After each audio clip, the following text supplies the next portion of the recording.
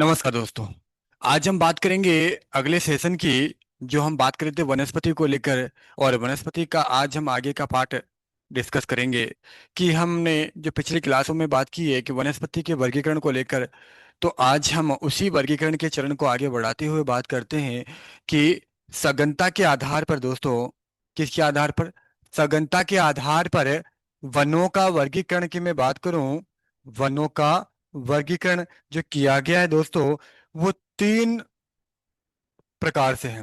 पहला, अत्यंत सघन वन, यानी ऐसे वन, वे वन जिनमें भूमि का 75% भाग, भूमि का 75% भाग वृक्षों के आवरण से ढका हुआ हो।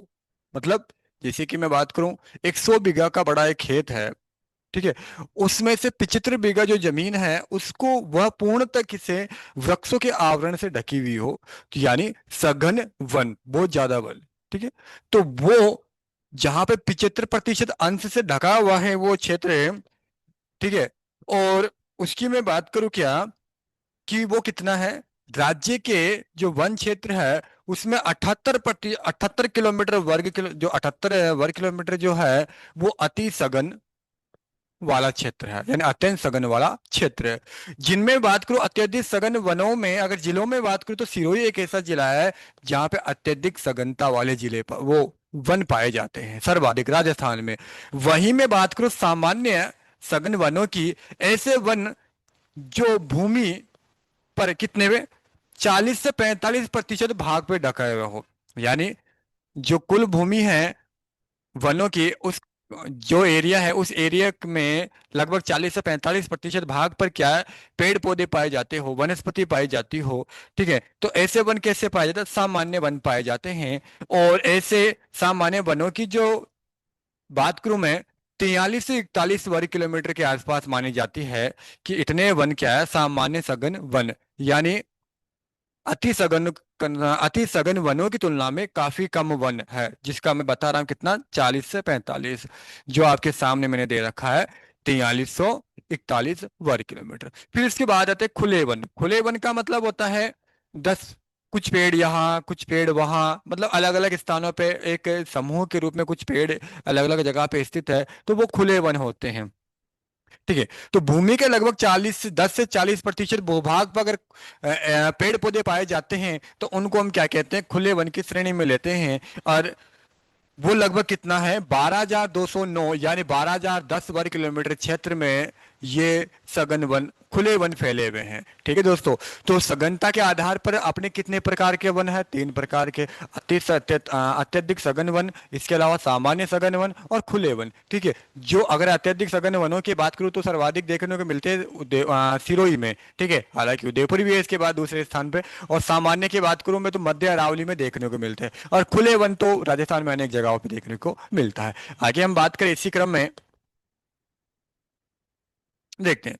अगर मैं बात करूं क्या, कि राज्य में प्राकृतिक वनस्पति, जो राज्य में प्राकृतिक वनस्पति है उसके तीन प्रकार है। वो कौन कौन से? एक तो वन पाए जाते हैं, दूसरे घास, घास, और तीसरा मरु वनस्पति, यानी एक तो वन हो गए जिनमें पेड़ पौधे वगैरह सभी प्रकार के पाए जाते हैं। एक घास, जो अधिक घास की बात करूं मैं तो घास हालांकि राजस्थान के सभी क्षेत्रों में देखने को मिलती है, लेकिन घास ऐसी जैसे कि सेवन है, लीलन है, तो पश्चिमी राजस्थान में भी देखने को मिलती है ये, ठीक है। और आपकी मरु वनस्पति, ठीक है।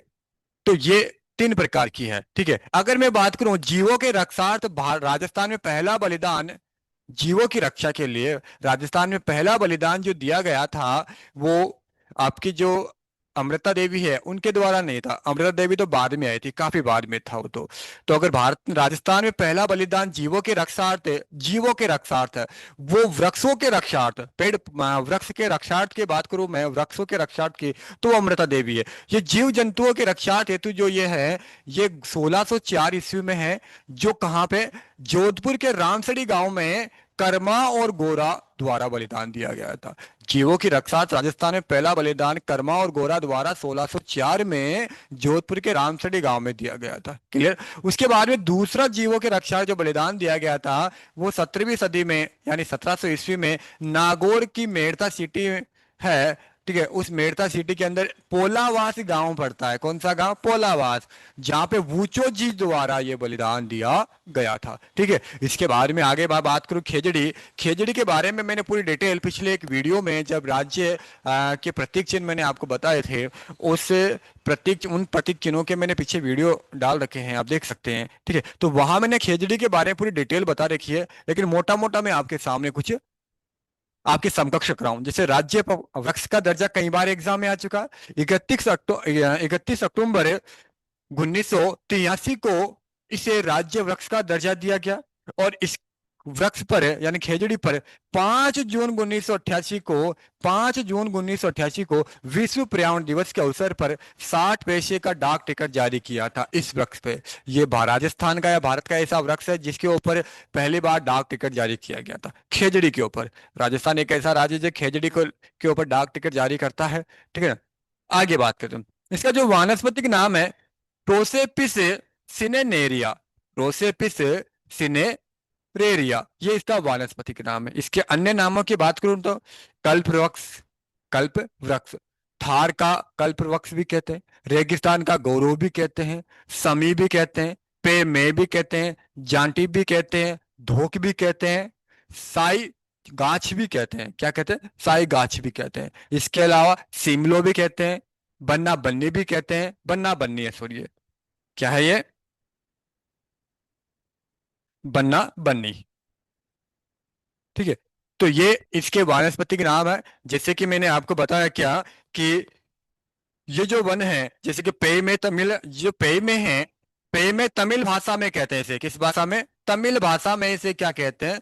पे में कहते हैं। ध्यान रखना, किस भाषा में? तमिल भाषा में। इसके अलावा मैं बात करूं, जो जांटी है, जांटी आपके पंजाबी भाषा में कहते हैं। किस भाषा में? पंजाबी में। पंजाबी में इसे जाटी या जांटी कहते हैं, तो थोड़ा ध्यान रखना। और इसको क्या कहते हैं? तमिल भाषा में पे में कहते हैं, जो मैंने आपके सामने रख दिया है। ठीक है, इसके अलावा अगर मैं बात करूं, इसको बन्ना बन्नी कन्नड़ में कहते हैं। कई बार आ चुका है प्रश्न, कौन सी भाषा में? कन्नड़ भाषा में इसे क्या कहते हैं? बन्ना बन्नी कहते हैं, जो आपको याद रखना है। इसके अलावा अगर मैं बात करूं, जो छोकड़ा है, छोकड़ा, ये छोकड़ा, ये भी एग्जाम में आपके आ चुका है। और छोकड़ा जो है वो सिंध भाषा का है। किस भाषा का है? सिंध भाषा का शब्द है। ये सिंधी भाषा में इसे क्या कहते हैं? सिंधी भाषा में छोकड़ा कहते हैं। क्लियर? तो ये थोड़े से आप ध्यान रखना है। वैसे मैंने पिछले वीडियो के लिए आपको बता दिया है कि पिछले वीडियो में आप देख सकते हो, ऐसा कोई इश्यू नहीं है। बाकी आप लोगों को कोई डाउट हो तो आप मेरे से पर्सनल क्लास में मिल सकते हैं। आगे बात करते हैं। ठीक है, तो इसके अनेक उपनाम है। उसके बाद में हम बात करें क्या कि राजस्थान में सर्वाधिक आरक्षित वन है जो देखने को मिलते हैं, वो किस जिले में मिलते हैं? उदयपुर में देखने को मिलते हैं। और राजस्थान में सर्वाधिक रक्षित वन वो बारां में देखने को मिलता है। और अवर्गीकृत वन देखने को मिलते हैं बीकानेर में, यानी फैले हुए हैं, एक जगह निश्चित स्थान पे फिक्स नहीं है। तो सर्वाधिक ऐसे वन कहाँ देखने को मिलते हैं? बीकानेर में, जो मैंने आपके यहाँ पे परसेंटेज के रूप में भी रख रखा है। क्लियर? इसके बारे में बात करूं, जलवायु के आधार पर है, जलवायु के आधार पर वनस्पति को 4 प्रदेशों में बांटा है। और 4 प्रदेशों में कौन कौन सा? शुष्क मरुस्थल या शुष्क वनस्पति में। जहां शुष्क वनस्पति की मैं बात करूं, जहां वर्षा जो होती है 10 से 20 सेमी, कई किताबों में 10 से 50 सेमी लगभग यही है। ठीक है, यहाँ का मैं बात करूं तो गंगानगर है, बीकानेर है, जैसलमेर है, चूरू है, बाड़मेर है, यानी पश्चिमी राजस्थान की मैं बात कर रहा हूँ। और यहाँ वनस्पति में जो वृक्ष पाए जाते हैं, जैसे खेर हो गया, बबूल हो गया, कीकर हो गया, फोग हो गया, खेजड़ी हो गया, कांटेदार झाड़ियां हो गई, ऐसी कई चीज वनस्पति देखने को मिलती है। इसी क्रम में आगे हम बात करें क्या कि अर्धशुष्क वनस्पति, ये कहाँ? ये भी पश्चिमी राजस्थान में देखने को मिलती है, जहां पे 20 से 40 सेमी वर्षा होती है। और कुछ किताबों में 25 से 50 सेमी भी है, तो लगभग यही है। ठीक है, क्योंकि 25 सेमी समरेखा आपकी शुष्क और अर्धशुष्क को विभाजित करती है, और 50 सेमी समरेखा आपके अरावली और पश्चिमी राजस्थान को अलग करती है, और 10 सेमी समरेखा आपके जैसलमेर को, यानी मैं बात करूं राजस्थान और पाकिस्तान को अलग करती है, या विभाजित करती है, जोड़ती है। या सिंध राजस्थान बोल सकते हो, सिंध जोधपुर बोल सकते हो, तो थोड़ा ध्यान रखना है इसके बारे में।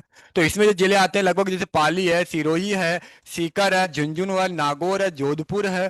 ठीक है, ये सारे जिले इसमें देखने को मिलते हैं। और भी कई जिले। वनस्पति की मैं बात करूं, आंडू है, इमली है, घास है, झाड़ियां, ऐसी वनस्पति यहाँ देखने को मिलती है।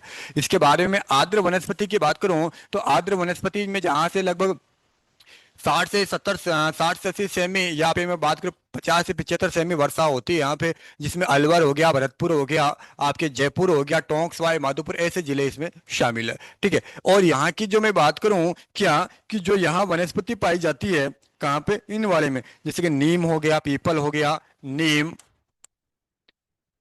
पीपल, बरगद आदि ऐसी कई वनस्पतियां देखने को मिलती है दोस्तों। यहाँ पे मैंने लिखा नहीं था इसलिए लिख दिया। ठीक है। और आपके बात करूं मैं अति आर्द्र, जहाँ पे बहुत ज्यादा बारिश होती है, यानी दक्षिण पूर्वी राजस्थान में, हाड़ौती वाले प्रदेश में, जहाँ पे लगभग 80 से 100 सेमी वर्षा, यानी कौन कौन से, कोटा, बूंदी, बारां, झालावाड़ यानी हाड़ौती प्रदेश, उदयपुर हो गया, डूंगरपुर हो गया, बांसवाड़ा हो गया, सिरोही हो गया, ये सब क्षेत्र इसमें सम्मिलित है। यहाँ वनस्पति की बात करूँ, सागवान है, सालर है, तेंदू है, बांस है, गूलर है, आंवला, ऐसी कई प्रकार के वनस्पतियां यहाँ देखने को मिलती है, सघनता यहाँ देखने को मिलती है। अगर मैं बात करूँ राजस्थान में सर्वाधिक सघनता वाली वनस्पतियां देखने को मिलती है, तो आप कहाँ बताओगे, दक्षिणी राजस्थान में, या बात करोगे दक्षिण पूर्वी राजस्थान में देखने को मिलती है। ठीक है। ये आपके सामने ये बात रख दी मैंने। इसके बाद में अगली जो हम क्लास में हम बात करेंगे, भौगोलिक वर्गीकरण की बात करेंगे। और भौगोलिक वर्गीकरण में हम बात करेंगे क्या, कि राजस्थान की जो जलवायु है उस के आधार पर, यानी जो हमने बात की अभी,